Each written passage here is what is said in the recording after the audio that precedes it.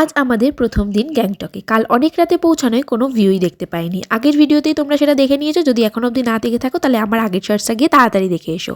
এখন বাজে ভোর 6টা। ভেবেছিলাম একটু বেলা পর্যন্তই ঘুমাবো, কিন্তু ভিউ দেখার জন্য ঘুম থেকে তাড়াতাড়ি উঠে পড়লাম। আর জানলা খুলেই চোখের সামনে দেখতে পাচ্ছিলাম কাঞ্চনজঙ্ঘা।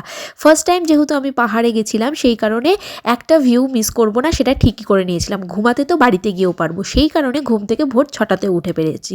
এখানে প্রচণ্ড ঠান্ডা ছিল। আগের দিন রাতে পুরো কাঁপতে কাঁপতে রুমে এসেছি, কিন্তু সকালবেলা এই দৃশ্য দেখার জন্য যখন জানলাটা জাস্ট খুলেছি, হাওয়া দিলেও ঠান্ডা লাগলেও যেন ঠান্ডাটা মনেই হচ্ছিল না। তাই নাইট ড্রেস পরেই দাঁড়িয়ে পড়েছি। ভিডিও করবো না তা তো হতেই পারে না।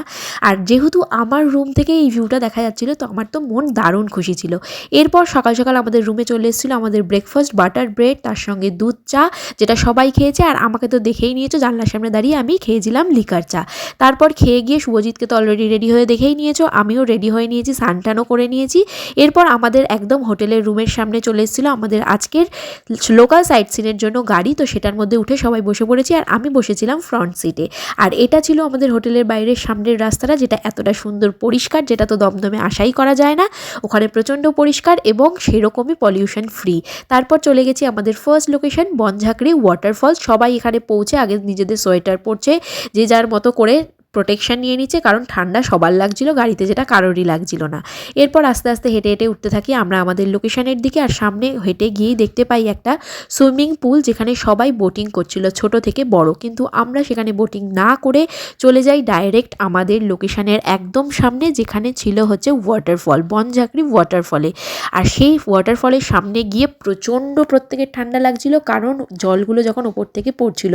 এবং আমার ফার্স্ট টাইম সেই ভিউটা দেখে জাস্ট এক্সপিরিয়েন্স করার পর চোখ যেন একদম তাকিয়ে থাকার মতো, কারণ অসাধারণ ভিউ। কারণ আমি ফার্স্ট টাইম এত কাছ থেকে পাহাড়ের এই সুন্দর সুন্দর ভিউটা নিচ্ছিলাম, আমাকে দেখেই বুঝতে পারছো। আর এখানে যতক্ষণ রোদ, তার কিছুক্ষণের মধ্যেই আবার মেঘলা হয়ে যাচ্ছে। কখন যে রোদ কখন মেঘলা সেটা বোঝাই যাচ্ছে না।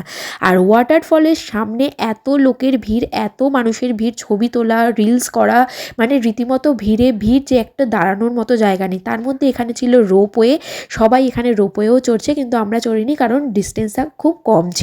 তোমরা চাইলে এখানে রোপওয়েও চড়তে পারো, খুব কমই দাম, কারণ 250 টাকা মাত্র।